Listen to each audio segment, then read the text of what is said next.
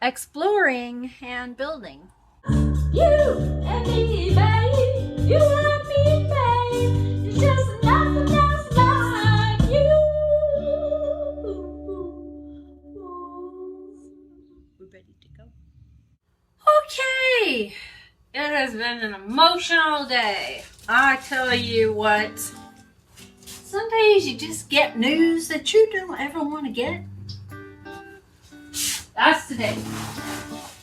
But it is beautiful outside. It is cold, too cold to throw without a heater. But I want the garage door open today more than I want to be warm. That should tell you a lot. So I was thinking about what can I do that's not throwing and not fairy houses, because I love my fairy houses, but I have a feeling that if I was to put up a third fairy house video in like the span of a week, that I might lose a few people. So I was thinking about what could I do that's not fairy houses, that's not throwing.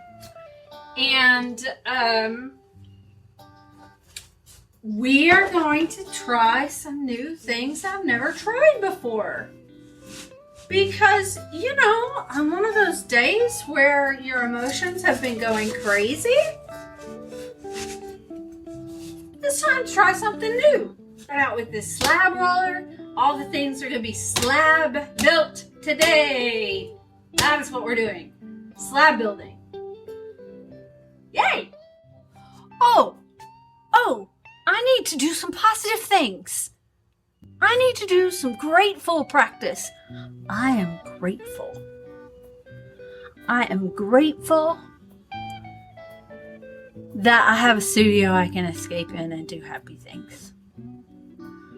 I am grateful that I have chosen an intention for this year.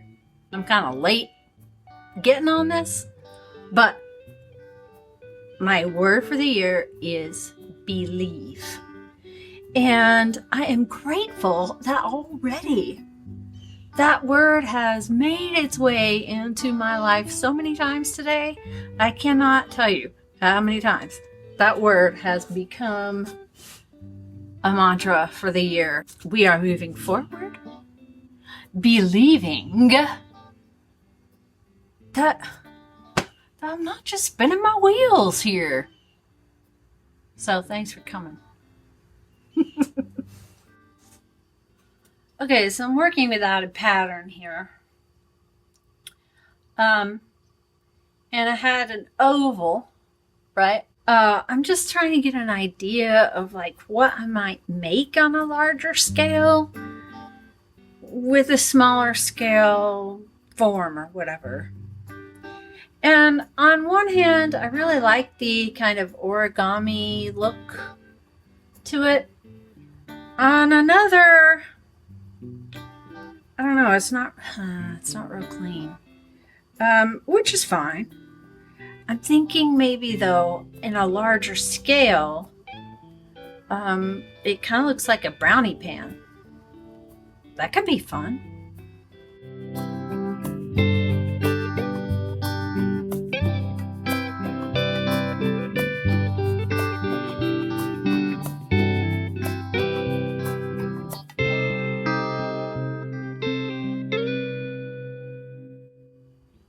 Number 2.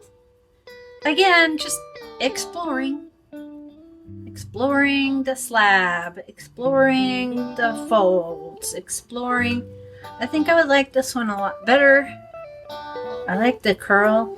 That's kind of fun. Little curly handles. That's kind of fun. I think I would like it better if it went this way, like this. So you had balance on one side. And then nothing instead of this that I did. So lesson learned there. But it's kind of a neat little whatever it is.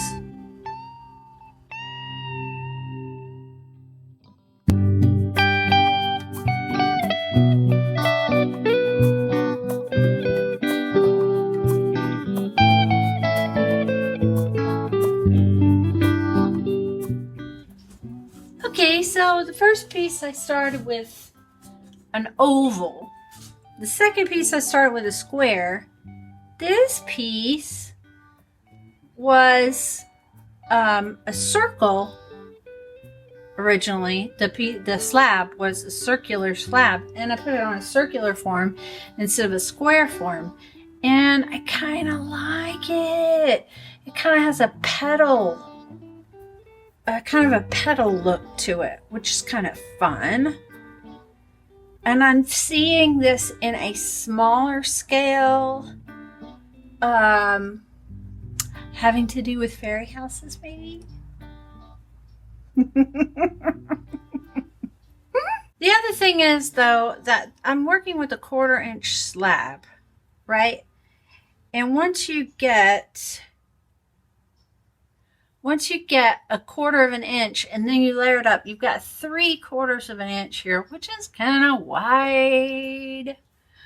So I don't know if I should cut some, were I to do this for real, I don't know if I should cut some clay out. Part of me thinks that it would lose the integrity of the switchbacks, which I really like. And part of me thinks that it would make it a lot more delicate looking, which I like. But isn't that cute? It looks like a lily. I mean, if you worked it out,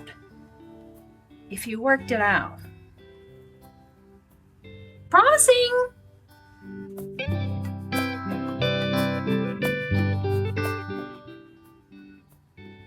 See what I mean about the switchbacks and the space in here? I really think if I worked with it, cute. Getting somewhere. Trying to.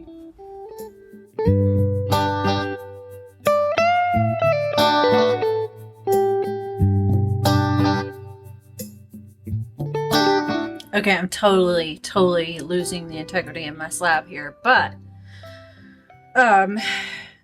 by undulating out this here and pushing this back in, the ones at the top, I think it's cute. So it's kind of too small to be a vase, but it's kind of not a bowl either. So what is it? It's fun to play with, is what it is.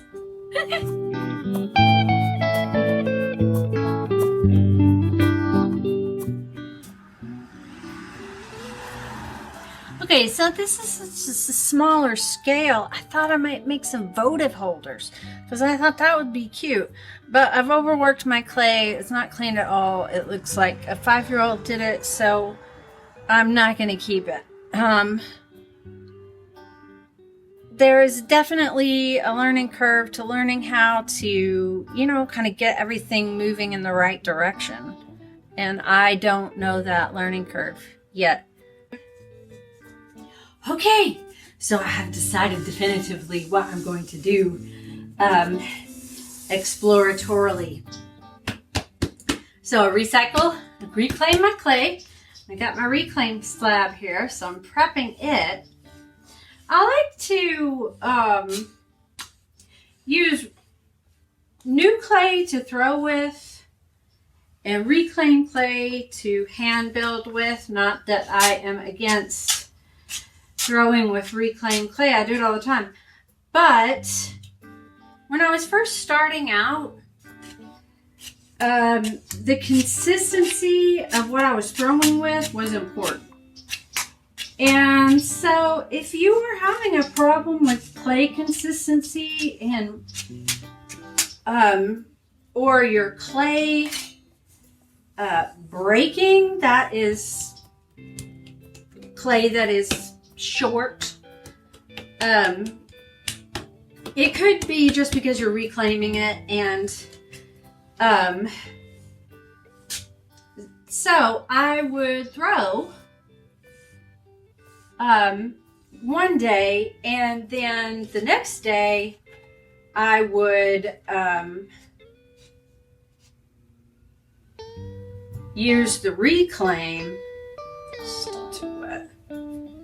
I would use the reclaim to hand build with, and it worked out a lot better for me, especially considering that at the time everything I threw went into the slosh bucket.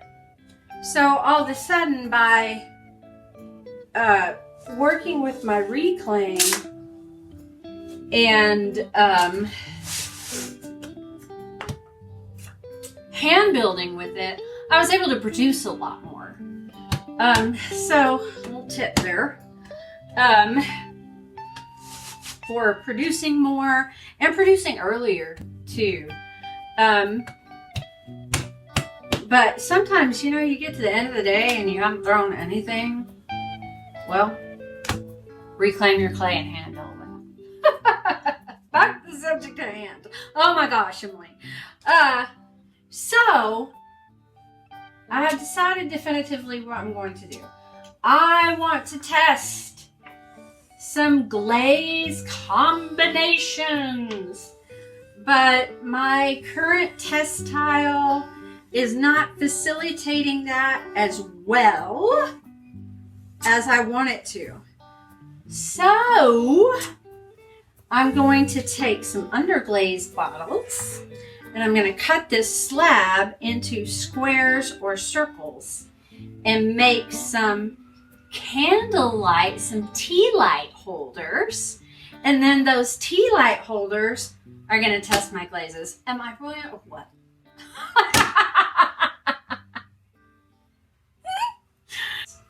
Now, if there were only a way to get these to dry fast enough that I could get them into the next bisque kiln. Here we go. When you slab roll, just kind of a tip. When you slab roll, the outer edge of the slab is the part that is most likely to crack because it's been pushed apart. All the particles have been pushed apart. So don't use, if at all possible, the very outer edge of the slab.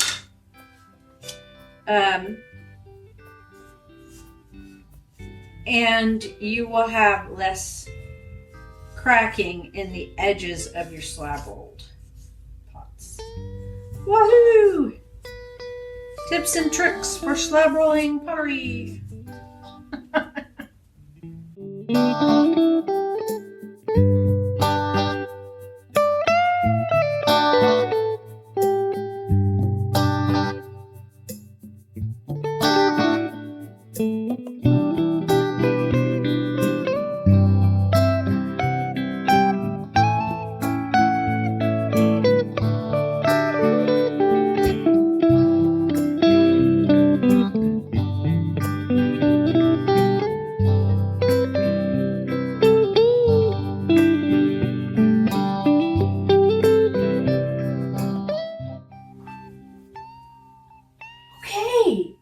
So look at what I got here. So this is one. Kind of like that. Obviously I need to clean it up. But I'm liking that. And he's too wet to clean up right now. This is a little extra fuss. I don't know that test tiles are worth that, you know. This one is similar. Well, I guess it's the same as the other one.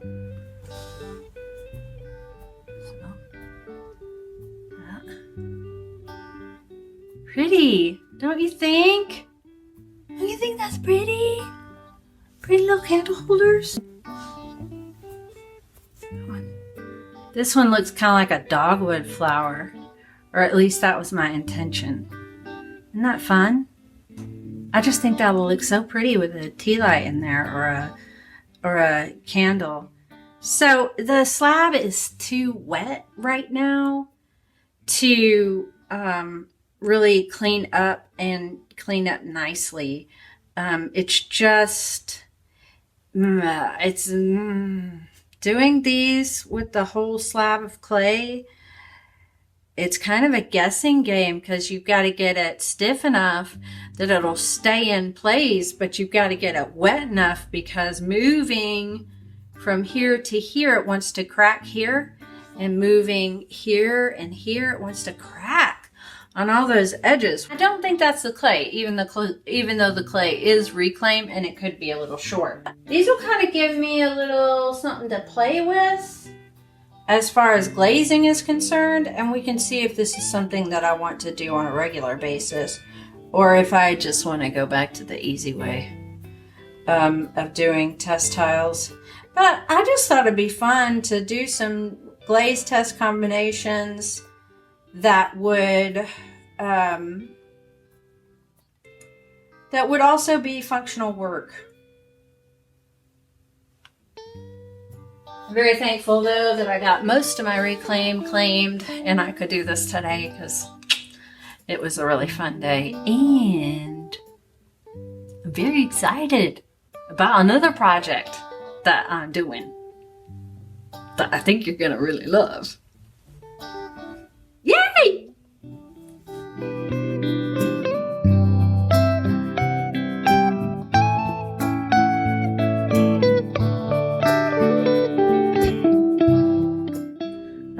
What it is, and that could be a potential problem. I mean, it doesn't have to be anything for me as long as it is desirable to someone else.